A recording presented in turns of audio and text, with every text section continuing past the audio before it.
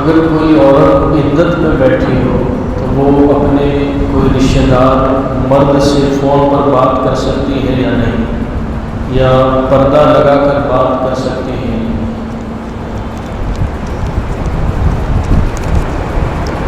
کسی رشتہ دار سے دیکھیے، سب سے پہلے تو عدت کا معنی سمجھ لیجیے. عدت کہتے کسے؟ اصل میں عدت کا معنی ہے کہ آدمی کے انتقال کے بعد 4 مہینہ 10 دن، اور اگر طلاق دیا تو 3 مہینہ 13 دن، یہ عورت کی عدت ہے.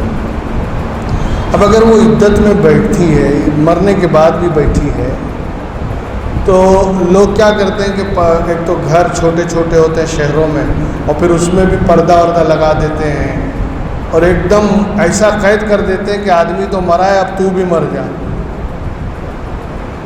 گرمی سے افنا کر بلڈ پریشر ہائی ہو جائے گا، اس کا سب بڑھ جائے گا، مگر بس اندر ہی رہنا ہے. اس کا مطلب یہ نہیں ہے. یہ بڑے مکان ہوں، بڑے بڑے یو پی بہار کی طرح مکان ہوں آپ کے، جہاں کوٹھری بھی ہے تو آنگن بھی ہے تو یہ بھی ہے، تو ایسی جگہ اگر آپ نے کوٹھری فکس کر دیا تو چلے گا. ابھی شہروں کے مکان ٹفن کی طرح ہوتے ہیں، اور اس ٹفن میں بھی آپ پردہ لگا رہے ہیں، تو وہ تو حبس جائے گی نا ایک دم. کوئی بھی ہوگا، آپ ہی کو بند کر دیا جائے، آپ ہی ابل جائیں گے. عدت کا مطلب یہ ہے کہ 3 مہینہ 13 دن یا 4 مہینہ 10 دن وہ کسی جگہ نکاح نہیں پڑھ سکتی، اور کسی غیر محرم سے مل نہیں سکتی. گھر میں پورے آزاد رہے، کوئی بات نہیں، کوئی غیر محرم گھر میں نہیں آنا چاہیے. کیوں نہیں آنا چاہیے؟ اسلام نے اس کی پاکیزگی کو بچانے کے لیے یہ قانون بنایا ہے. بائی چانس ایک آدمی نے طلاق دیا، عورت عدت میں نہیں بیٹھی اور سب سے مل رہی ہے، اور پتہ یہ چلا کہ جب طلاق دیا اس سے پہلے کا حمل اس کے اندر ہے، لیکن جب سب سے ملنے لگی تو اب کنفرم کرو کہ کس کا حمل ہے. ہو سکتا ہے ناجائز ہو. اس بے عزتی سے اور اس بدنامی سے بچانے کے لیے اسلام نے 3 مہینہ 13 دن اسے گھر میں روک دیا، تاکہ کنفرم ہو جائے کہ جس آدمی نے طلاق دیا ہے یا جس کا انتقال ہو گیا ہے، یہ بچہ اسی کا ہے یا نہیں. کیونکہ اگر وہ بعد میں ملنے لگے، آدمی مر گیا، 40 دن بعد سب سے ملنا شروع کر دیا، بعد میں پتہ چلا کہ حمل ہے، تو ہو سکتا ہے گھر والے کہیں کہ یہ ہمارے بچے کا، ہمارے یعنی جو آدمی مرا ہے اس کا حمل نہیں ہے، کسی اور کا ہوگا، یہ تو رگڑ رہی ہے. تو بچے کا جو حق ہے، پدری حق، باپ کا حق، بچہ محروم ہو جائے گا، وہ ثابت کرنا پڑے گا کورٹ میں. ایسے سب فتنوں سے بچانے کے لیے اسلام نے یہ قانون عدت کا بنایا ہے کہ کسی غیر محرم سے نہ ملے. اب لوگ تو یہ کہتے ہیں آسمان بھی نہیں دیکھنا چاہیے، تو پھر کیا دیکھنا چاہیے؟ خالی زمین دیکھتے رہے. یہ نئی باتیں، یہ سختی جو ہمارے بزرگوں نے بنا دی نا، وہ صرف اہمیت اور امپورٹنس کو بتانے کے لیے. ورنہ آدمی کی فطرت کیا ہوتی ہے، اتنا سی ذرا سی ڈھیل دو نا، انگلی پکڑاؤ تو پونچا پکڑ لیتا ہے. ابھی آپ ذرا سی ڈھیل دے دیجئے، پھر دیکھیے ہر عورت کے بلڈ پریشر بڑھنے لگے گا، ہر عورت کے شوگر ہو جائے گی، پھر سبھی باہر آ جائیں گے. یہ کوئی بات ہے؟ تم دنیا کو دھوکہ دے سکتے ہو، اللہ رسول کو تو نہیں دے سکتے نا. اور یہ قانون دنیا داروں نے نہیں بنایا، اللہ رسول کا قانون ہے. کسی کو اگر پیشاب کے قطرے کی پرابلم ہے یا گیس کی تکلیف ہے تو اس کی نماز کا حکم کیا ہوگا؟ پیشاب کے قطرے آتے ہیں، ہاں مطلب یہ پیشاب کے قطرے گرتے ہیں، تھوڑا دور رکھیں. ہاں، پیشاب کے قطرے گر جاتے ہیں. گیس کی بھی پرابلم ہوتی ہے، جیسے ہر وقت نماز میں بھی انسان کو ہوتا ہے کہ اختیار نہیں ہوتا ہے، یعنی مطلب بیماری ہوتی ہے نا کتنا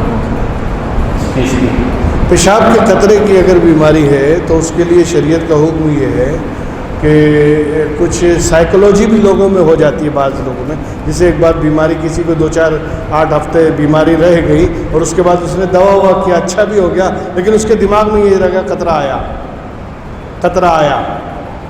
اٹھنے بیٹھنے میں اس کو لگے گا کہ ابھی ٹپک جائے گا، ایسا ہوتا ہے. یہ سائیکولوجی بولتے ہیں اس کو. اس سائیکولوجی کو بھی دور کرنے کا اسلام نے طریقہ بتایا کہ جب تم وضو کرنے بیٹھو تو اپنے یعنی اس جگہ پر جو میانی ہے وہاں پر پانی کا چھینٹا مار دو ایسے ہی اپنے ہاتھ سے، تاکہ نماز میں تمہیں اگر تری محسوس ہو تو یہ نہ سمجھو کہ پیشابی ہے، تمہارا دماغ دوسری طرف جائے گا کہ میں نے جو چھینٹا مارا یہ وہی ہے. بات سمجھ رہے ہیں؟ تو دماغ یعنی فطری طور پر بھی جو بیماری ہے سائیکولوجی، اسے بھی دور کرنے کے لیے اسلام نے یہ طریقہ بتایا. لیکن پیشاب کے قطرے اگر آتے ہی ہیں اور کسی حال میں نہیں رکتے تو نماز ہو جائے گی.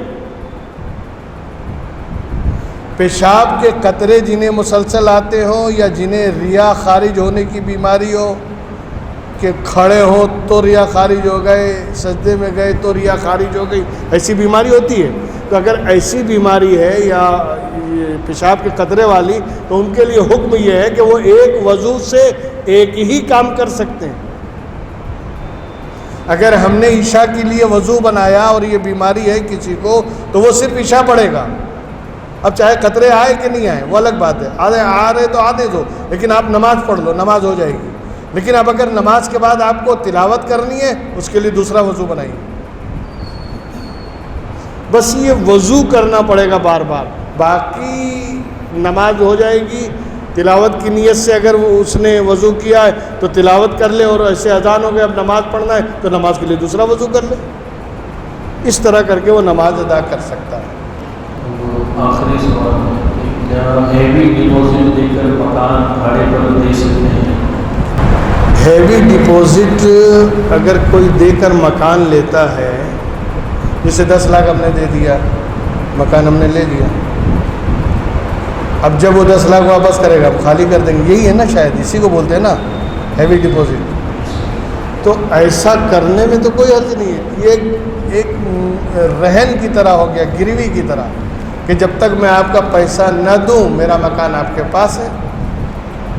جیسے سونا رکھ دیتے ہیں لوگ، گروی رکھتے ہیں کہ نہیں، یہ سونا میں آپ رکھ لو، مجھے اتنا پیسہ دے دو، جب میں پیسہ دوں گا میرا سونا دے دینا. تو سونی کے وہاں جاتے ہیں، کہیں بھی رکھتے ہیں، تو اس طرح اس کو رہن کہتے ہیں عربی میں، رہن، گروی رکھنا.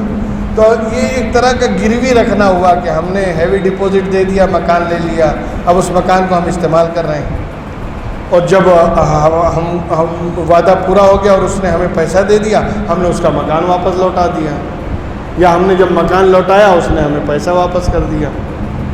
تو ایسا کرنے میں کوئی حرج تو نہیں، کیونکہ اس کو ایک مشت 10-20 لاکھ روپے کی ضرورت ہے اور ہمیں مکان کی ضرورت ہے، تو ہم نے اس طرح سیٹلمنٹ کر لیا، تو اس میں حرج کچھ نہیں.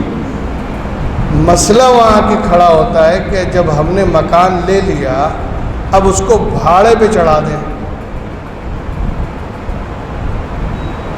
تو یہ تو امانت میں خیانت والی بات ہو. ابھی آپ کے پاس کوئی سونا رکھ کے پیسہ لے جائے تو کیا آپ اس کو پہن کے شادی بیاہ میں جائیں گے؟ نہیں نا بھئی، امانت ہے، اس کو سنبھالو، اور سنبھالنے کے لیے آپ کو گھر میں رہنا پڑے گا، ریکھ دیکھ کے لیے، کلر یہ وہ سب دیکھ دیکھ ہونی چاہیے، اس کے لیے آپ کو گھر میں رہنا ہے، اور اس نے اجازت دی ہے کہ آپ رہ سکتے ہیں. وہاں تک تو بات سمجھ میں آتی ہے. لیکن یہ جو مکان بھاڑے چڑھا دینا اور پھر اس سے جو پیسہ آپ کما رہے ہیں، ہر مہینے 5,000 کما رہے ہیں، ہر مہینے 2 سال بعد جب وہ 10 لاکھ آپ کا واپس لوٹائیں گے تو یہ 2 سال میں جو 5,000 مہینے کر کے 12×5 = 1,20,000 جو آپ نے کمایا ہے یہ واپس کرو اس کو.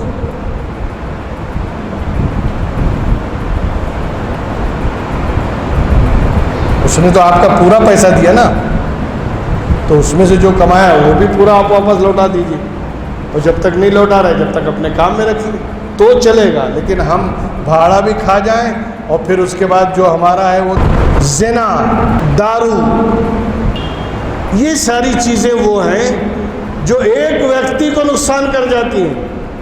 اگر کوئی زنا کرتا ہے تو اس کے سر وبال ہے، کوئی اگر دارو پیتا ہے اس کے سر وبال ہے، لیکن یہ جو بیاج اور یہ حرام یہ لقمہ جو ہے یہ نسلوں میں جاتا ہے، وہ پوری نسل تباہ ہوتی ہے۔